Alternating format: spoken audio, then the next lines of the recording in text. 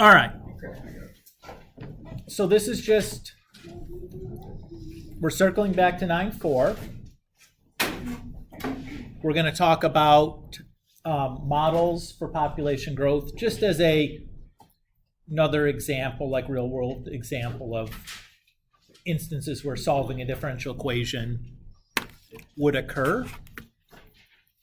So we've talked about how we have in 9.1, we talked about if we define population growth naively, that the population is just or the growth is just proportional to the population, right? That dp dt is equal to kp. And at this point, we now see that as a separable differential equation. So if we divide both sides by p and multiply by dt, we get this.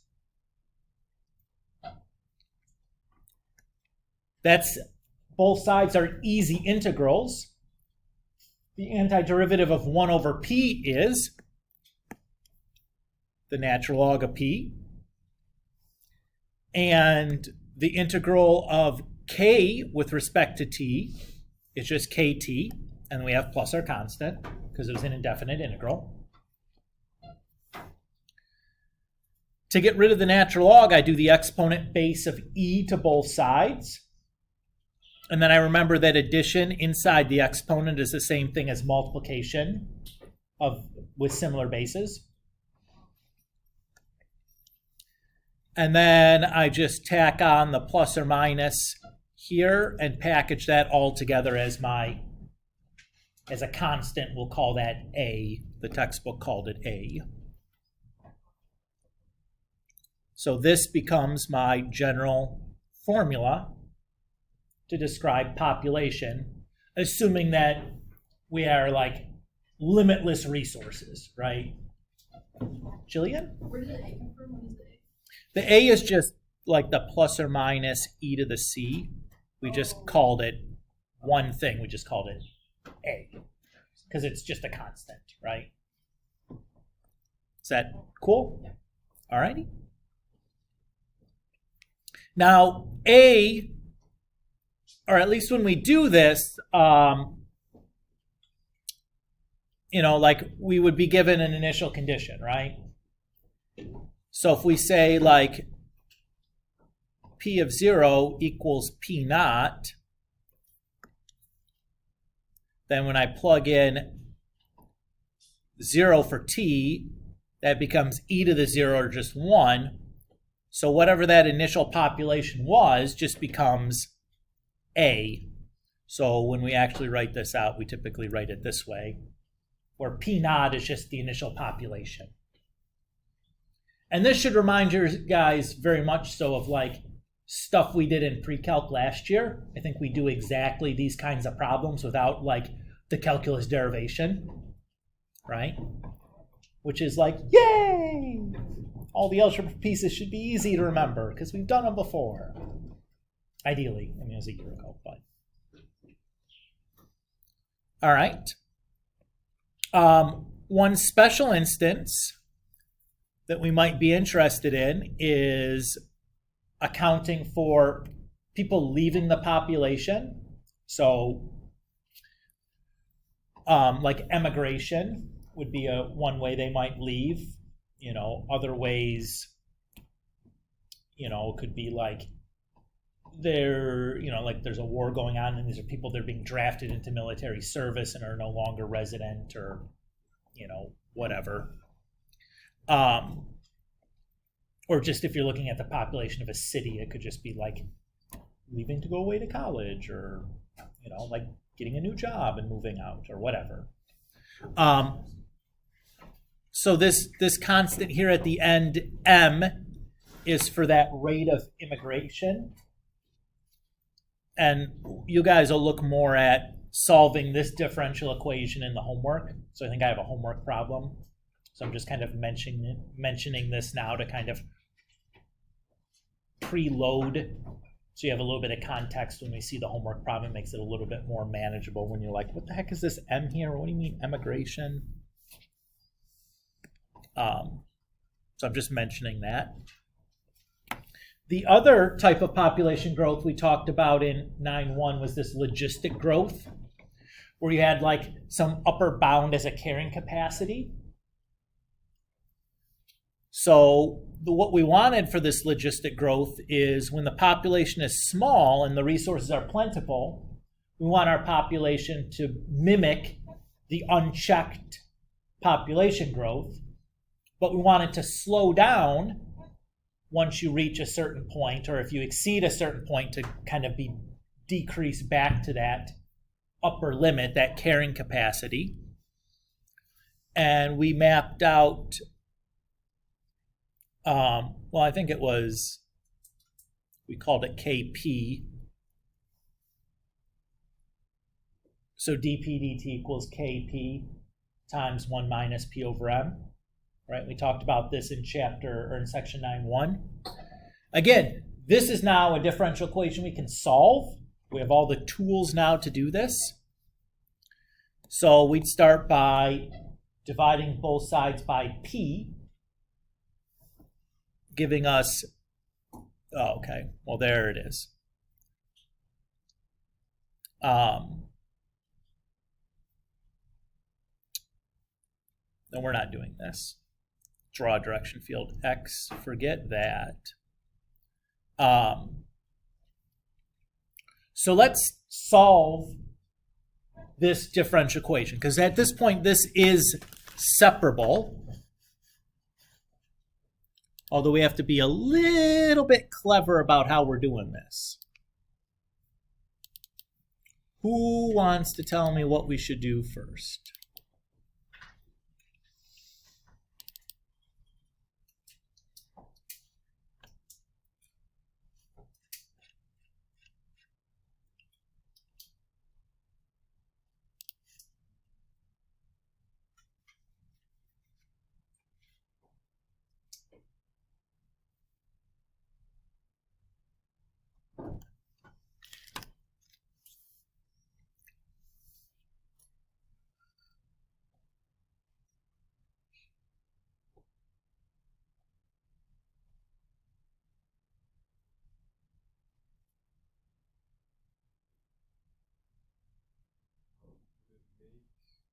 Taking the interval a bit easier to distribute it.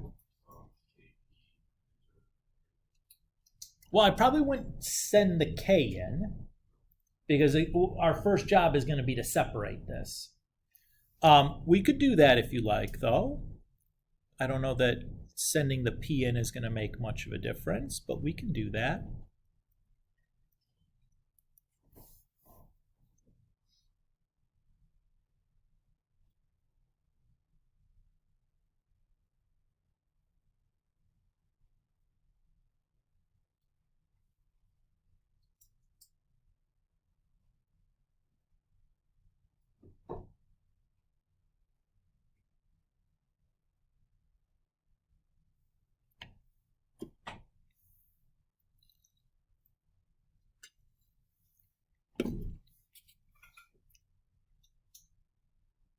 What do you think to do next?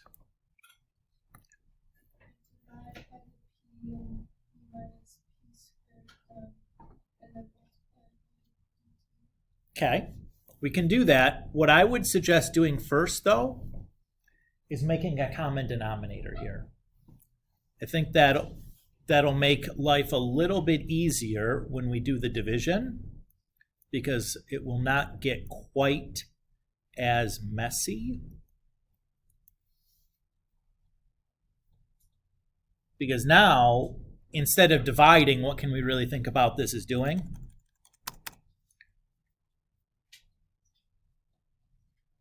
Multiplying by the reciprocal.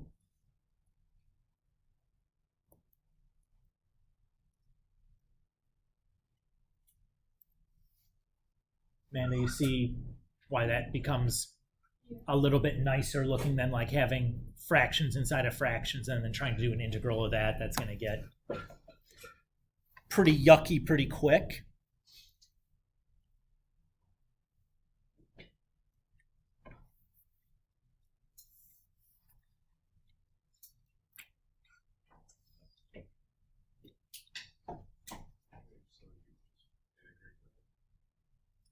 I don't know how you're planning on integrating m over pm minus p squared the way it's currently constructed.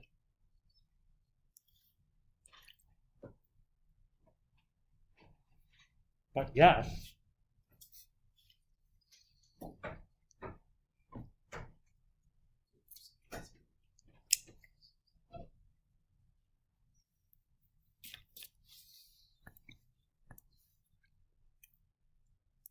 What type of function is this?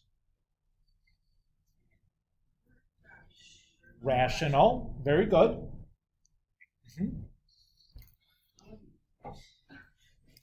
And what's the degree of the denominator for this rational function? What's the degree of the numerator? 0.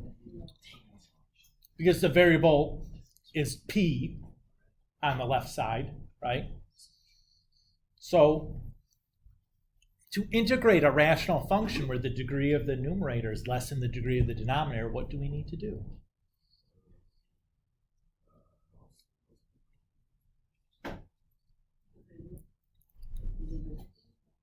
No. That would be the reverse.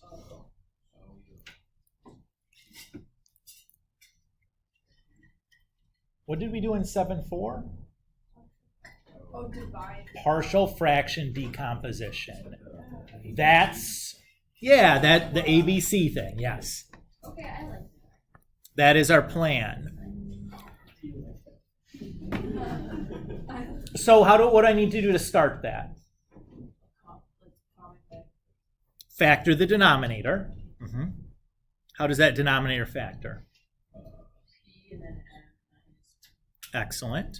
So you see there, Luke, you were kind of just took a sideways step distributing the p through because eventually we had to pull it back out. But it's fine, no big deal. We didn't know, right? You're doing it the first time.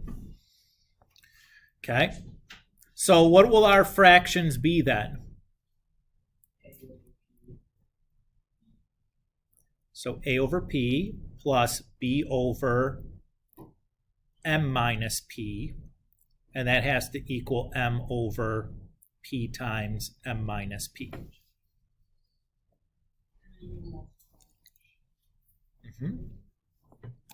Yeah.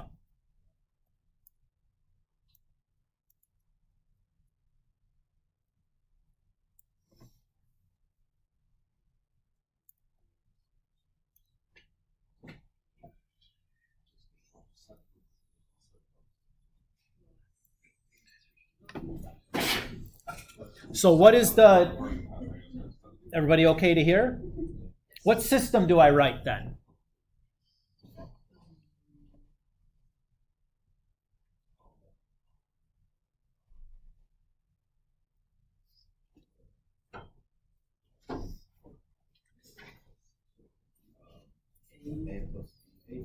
A plus 0 equals 0. A equals B. No. It's not 8. A equals 1. Okay, that's fine. And what's the other one? Negative a plus b has to equal 0. So over here, you want to think about this as like 0p plus 1m. So I know that the coefficients for m have to add up to give me 1. And the coefficients for p have to add up to give me 0.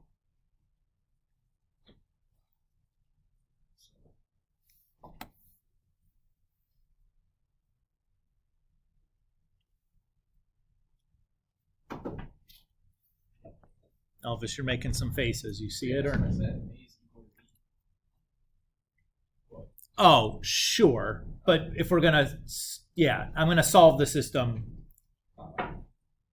But yes, sure. So a is equal to 1 then, and b is equal to negative 1.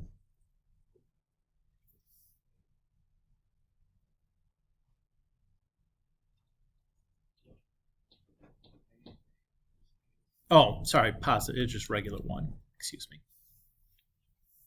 Right, the first line just gives me a is equal to 1. And then the second line, negative 1 plus what gives me 0? Oh, 1. Okay. So using that, I can now write this as 1 over p plus 1 over m minus p dp is equal to k dt.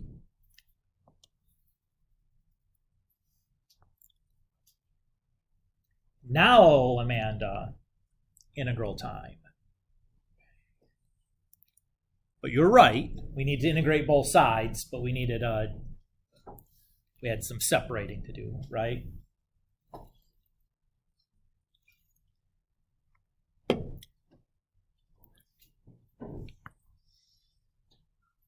All right. Antiderivative for 1 over p.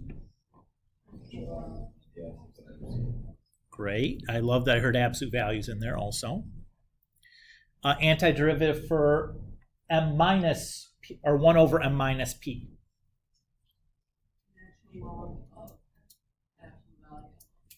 Close.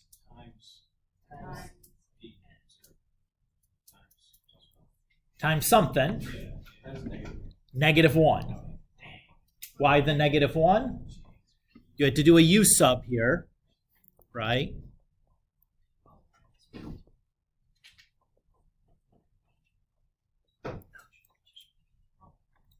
Okay, so we had picked up an extra negative sign there.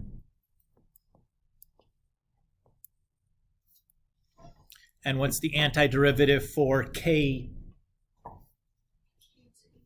Kt. And at some point, we got to stick a c in there. Let's do it right now, I guess. Everybody's okay?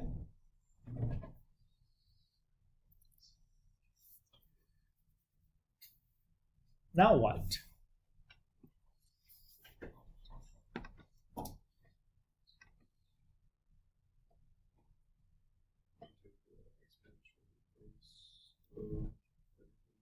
Well, here's the problem is I can only do it to both sides. I can't do it to individuals.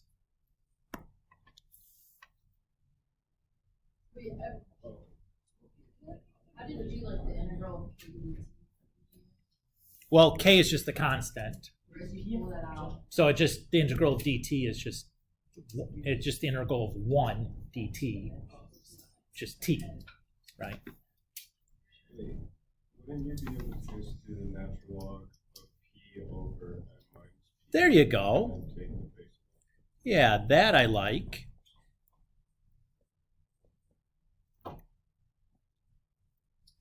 But here's the problem doing that. When I do the exponent base e to both sides, I'm left with p over m minus p. Is it going to be easy to get p by itself there? No. Would it be easier if I had m over m minus p over p? Yeah, it would, right? Okay, so what do I need to do to both sides to get it to come out like that? What? Yeah, multiply through by a negative.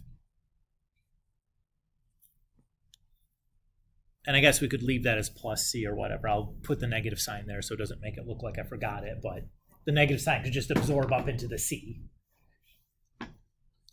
So now if we do this, we can say this.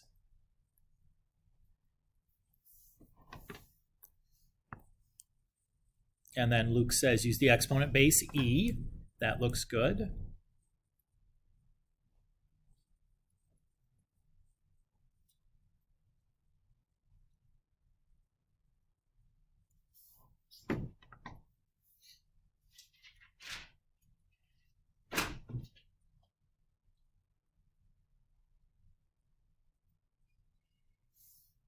And here we can do just like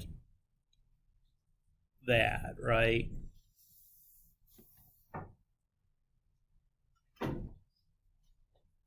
And we can just call that guy A.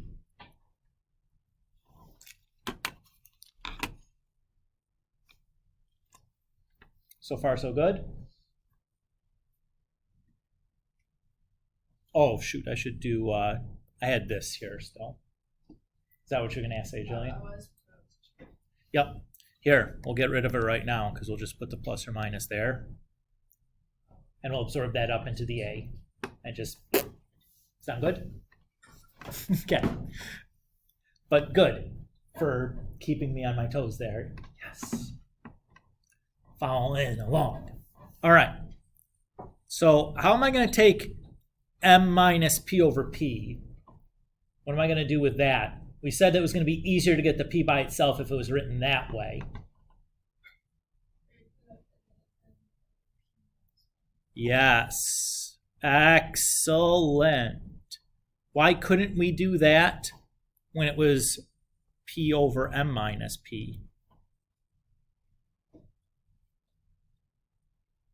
Because all I've done here is written it with the common denominator, right?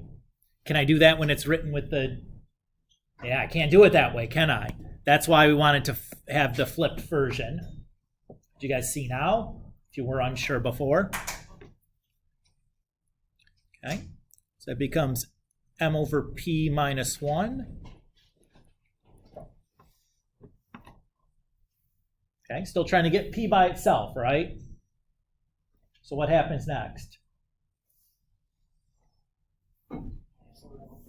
Add 1, love it.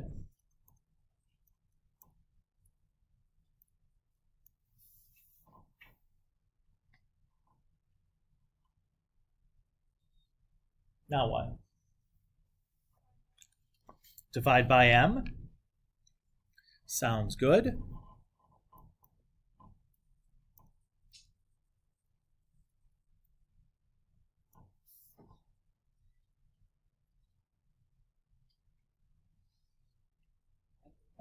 Yeah, go ahead.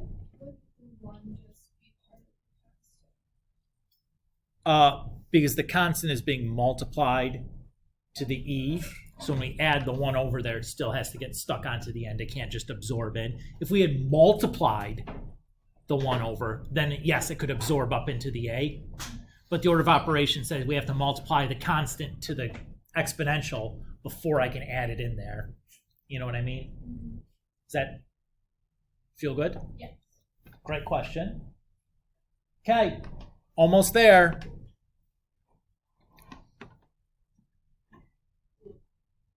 Yeah, flip it.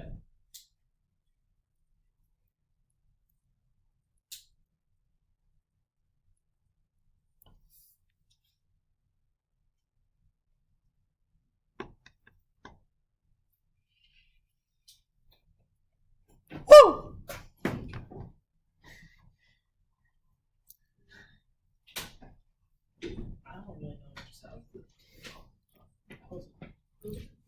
We just solved that separable differential equation. Do we is this like a formula we're using now though, or do I have to Yeah. do that in my own? No, that's like the formula that I was we'll like, I use. don't think I can do that. You were just explaining how to get. Yeah. Yeah. Now, what if we want to find the initial condition now? Oh, yeah. So if I want to do p of 0, what's that going to give me?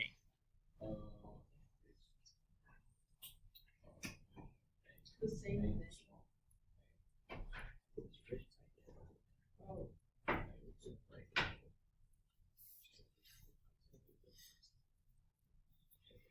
So let's say that we'll call that value p naught. P naught. Oops, not p there, dum-dum, that's a. Okay, so we got to get the a by itself, right? Because we're solving for the initial condition. So we have p naught equals m over a plus 1. What do you want to do first?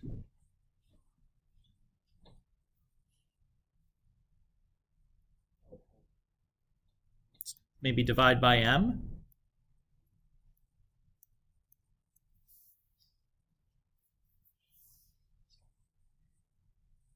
Then maybe Flipperooski.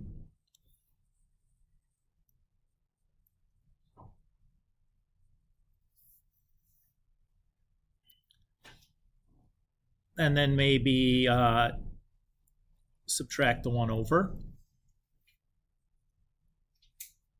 And typically here we'd make a common denominator.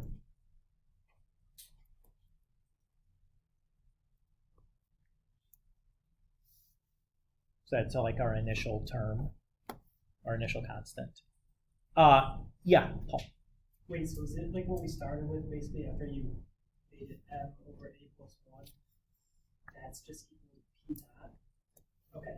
Okay. P naught was our initial condition. Yeah. And we okay. plugged That's 0 in what for it's t about. and simplified that down. Yep, that's it. And we just solve for a.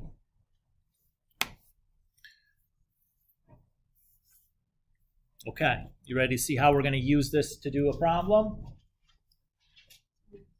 That's our next example. Okay, so we have all that.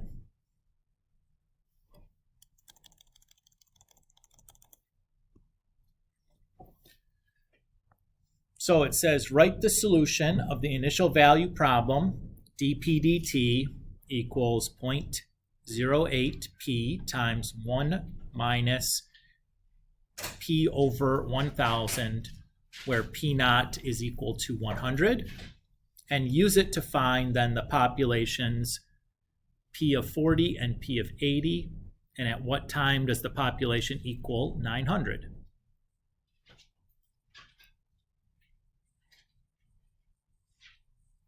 Well, I know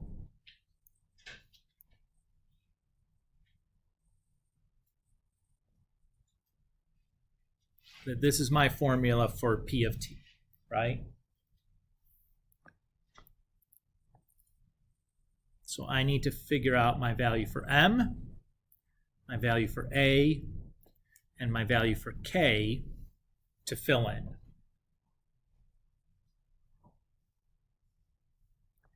I notice that this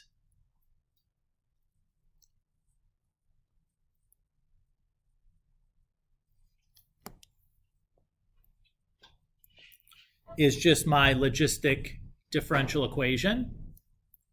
So the k here,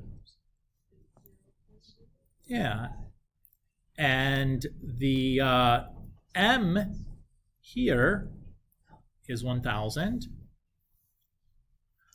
And the a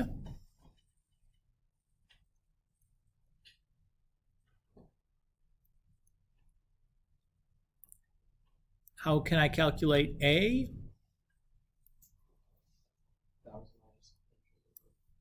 Mm-hmm.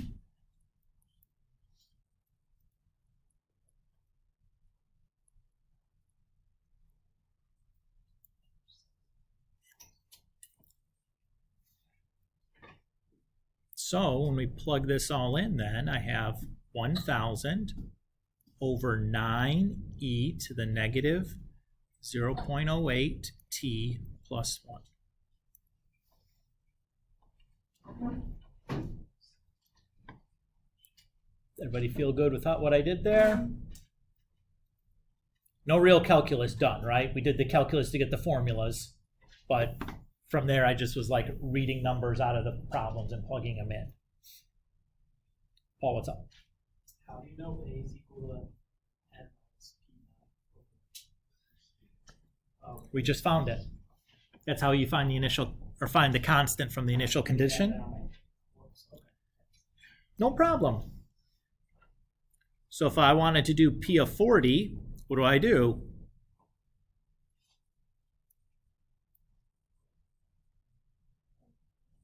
Just plug 40 in for T. Well, that's a calculator. And this calculator problem screams, please use that fraction command on your calculator, because On the test, will this be like, will it be more difficult with this, or will it be? well, I'll walk you through the review that I wrote for you in a minute. So that's 731.6. And if I wanted to do P of 80, same idea, right?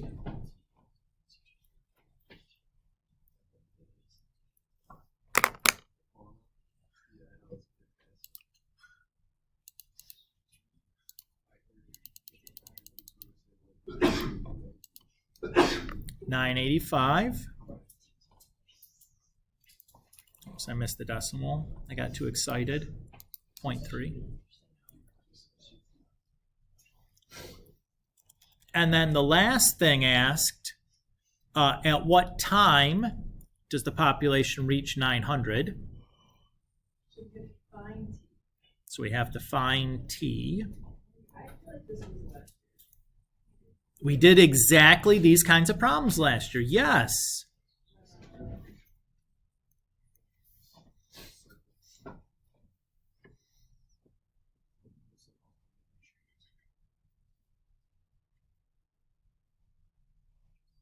Okay, to solve for T, what should I do first? Okay, but if I wanted to do it out, what if you didn't have a calculator for this problem on the AP exam? Okay, so the first step I would do is,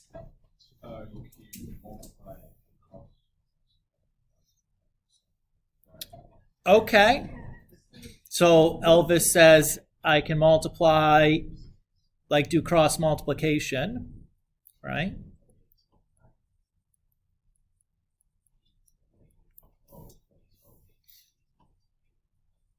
And then we'll divide both sides by 900, I would hope, right?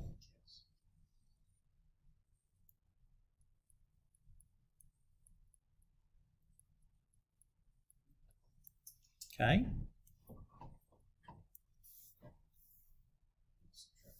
Yep. Excellent.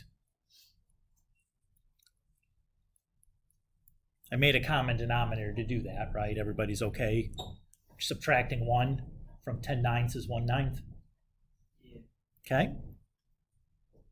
Next. divide by 9. Divide by 9. Very good. So 1/9 divided by 9 is 1/81.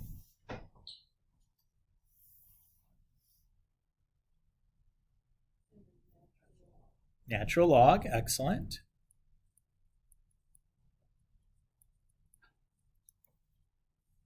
And then the last step would be to divide by negative 0.08.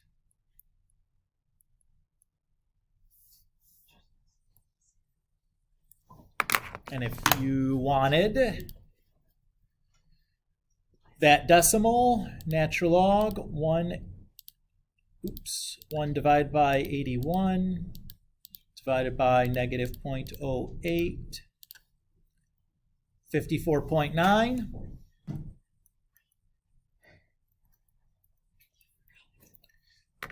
And does that make sense with what we've done before?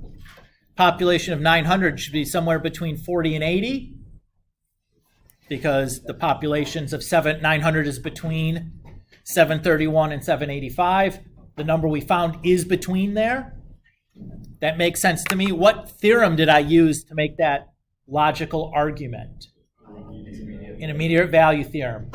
What assumption did I make that I didn't expressly say? The P of T is continuous, right? Is that the case? Yes, right? Since the denominator can be, can the denominator be 0? No, it's the projector. I think so. Like a buzz every 1 second or half second or something. Like a little. Yeah, it's nobody's phone, it's the projector. You guys are all doing a great job not being on your phones. Except for Sergio. All right. So you guys should be able to, at this point, be able to do 1 through 11 odds and then 15 and 19. So that's just like 7 problems or something there. I think 15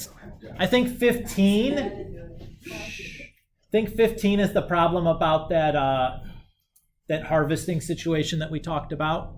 So that's the one where you'll go back and I think you'll solve that differential equation, which will be a linear differential equation. You only have to do a little bit of kind of like what we did to control. No, it'll be more like a 9.5. Oh, it won't be as hard. Yeah, it'll be like, I think, a little bit like that. Anyways, but that's the gist of chapter 9. I put up the review, I think, Thursday night. Probably nobody noticed because why would you, right? I mean, I would have if I wasn't on. Yeah, Wait, I would. I noticed. yeah. So the test format will be the same as the review. So same kind of questions and numbers of questions. So you have a integration by parts problem and a partial fraction decomposition integration problem. I tell you exactly what you need to do. I even wrote down the integration by parts formula. Why do you think I did it this way? These are not AP questions, so I'll give you a little bit more on it. Yeah, no problem. So 3 is like a 9-1 question. We're just confirming that this equation is a solution to that differential equation. How do I do that? You just find the derivative of that, plug it into the formula, and make sure that it comes out. Those were a pain. They could be, they're algebraically, they're a hassle, but calculus-wise, they're easy calculus. But the algebra is a pain, can be a pain in the tuchus sometimes.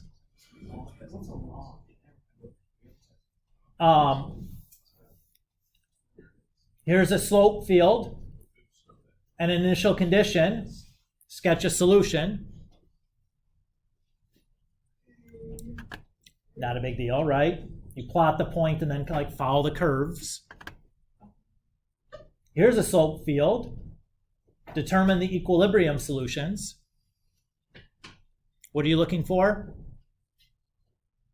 Values of x or y where the graph is horizontal, right? So it looks like there's a couple x's and a couple of y's.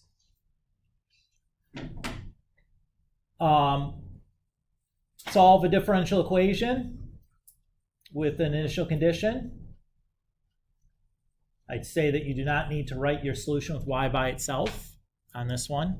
I don't think it's possible to do that for this one that I chose. So, solve the differential equation without an initial condition. This one I think is perfectly fine separating. I'd have to go back and, well, I guess I have my key right here. This test is on Wednesday or Friday? Friday. Friday. Yeah. Yep. So yeah, this is that one is easy to separate. It's no big deal at all. Number 8 here, I give you a differential equation and ask you to write it as in the linear form and then solve it using that integrating factor method. Everybody's okay with that? What do you need to remember then? How to find the integrating factor? What is that again? I of x equals That's 9.5. e to the integral of p of x. Yes. Yep. Good job. Without the y. Yes. No y. Question number 9. Consider the differential equation and with the initial condition. Use Euler's method to approximate y of 2, starting at x equals 1, with 2 steps of equal size. So what would the step size be then? We're starting at 1, going to 2, and using 2 steps of equal size. 0.5. Thank you. What? What do you mean 1? So if you're going from 1 to 2, and you're taking 2 steps of equal size, you're taking a half a unit each time, right? Part B then is just to solve that differential equation with the initial condition. And part C, I ask you to use your answer to part B to find the exact value and compare the error from your estimate in part A. And then the last one, I give you a differential equation and ask you some questions about it, and eventually using separation of variables to solve for an initial condition. Last one is a Five. banger. So we should know the equation, like what A is equal to. You don't need that for this. Yeah, and I got that. A is And it one. also. No, it's a different. It's not that kind of. It's not logistic growth. It's just like We don't have logistic growth. no. Okay, so no 9.4. Well, 9.4 is just like examples of solving differential equations and using this like in a very specific setting. I find it the same thing that we've done in like 9.2, 9.3, 9.5 are all the same, like we're doing that in all those sections. We're just not using those specific formulas that we built in 9.4. We're like building our own formula. You know what I mean? So I think in a way, so yes, Victoria, essentially no 9.4 specifically. This is a fun question. I love coming up with this. What does this mean? And then using that second derivative, explain why the graph could not look like this. What does the second derivative tell you about the graph? Concave up or down, right? What does this graph have both of? Concave up and down, right? It's up over here and it's down over there. What are you suspecting the second derivative should be? Always one or the other, right? How do you tell the difference from the second derivative of whether it's concave up or down?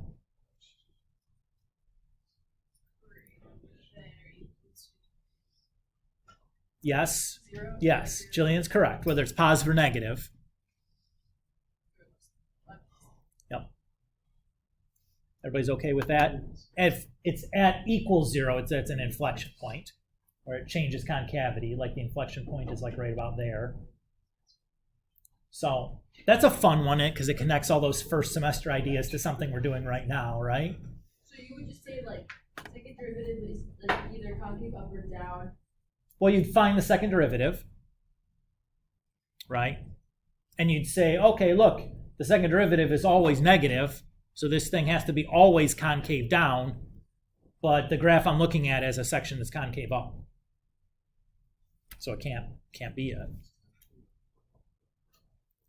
Concave up is where it's like a cup, Okay. and concave down is where it's like a hill. Yeah. Up and cup.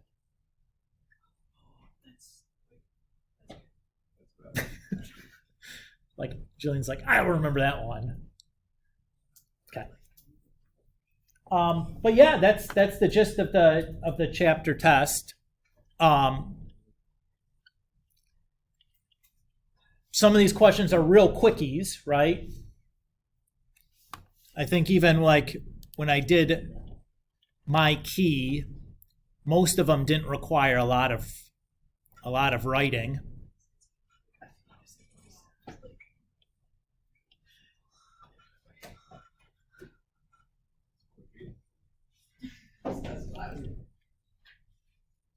I moved about 1/4 of Mr.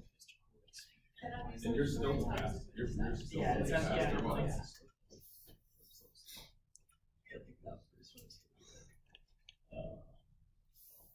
I will find. This is like a two class test, right? Friday and Tuesday next week. Yeah. and then- Well, here's the thing, Paul. Like these two questions You go over. are like 30-second questions. Those ones are just like all I'm doing is using my eyes. I don't have to really do anything with this. But then like number like 1, 2, or 3 though, or like even the last one. Like, Well, I'm telling you what to. I'm telling you what to do. It's not like you have to sit there and think about, okay, how do I do this one? It's like, no. I've told you exactly what to do. Sometimes you put in an extra algebraic step, and it's like, and then it's like, yeah, you have to take like the inverse fraction of the this of the that, and like manipulate it just this way. And I sure it's like 35 minutes. And I'm like, well, there goes my Like, what test. even is, There's what like is that? no time. to Well- account for, like, Yeah, if the algebra isn't like easy. But here's the, also, like, how nice am I about asking questions? That is so true. So true. I asked like six. If you come up and you talk to me, Yeah, you Well, you got. get That is very like, true. I will push you in the right direction and be like, okay, what you're doing is all wrong. I'm gonna have less pride this time and just go immediately. It's like relieving to do that because you're like, oh, I'm gonna fix my issue, but then it's like the time that you just wasted. But at least it's like, okay, that time is gone. I can't worry about it anymore. At least I'm going in the right direction now. Right. Yeah. Yeah. With what I have left, I'm gonna go. Wait. Yeah. What's up, Can Victoria? you do the derivative of 1 over y squared? I'm like, I'm like, The derivative of 1 over y squared. yeah. And it's a, I don't know what.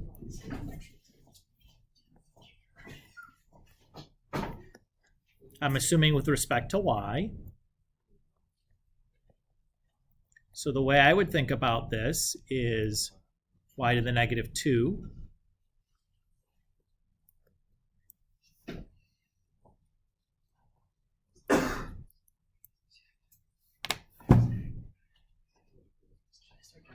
Is that okay?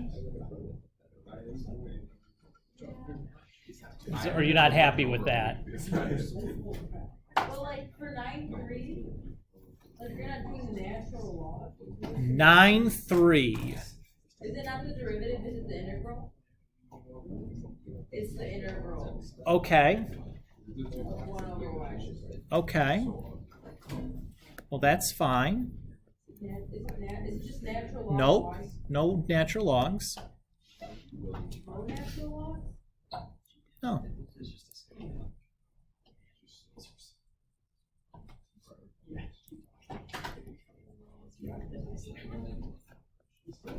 Yeah, I know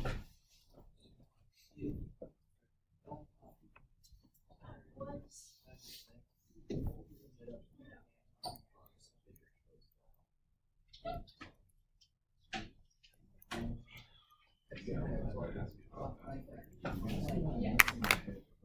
I don't know why. That's all you have then, right? Who cares if it's negative? As long as it's not 1. Well, I should say, I'm sorry, not equal to, sorry, negative 1. Right? So it's just the simplest, it's the very first integral rule we learned. I know, Victoria. Sometimes I have those moments too. Absolutely.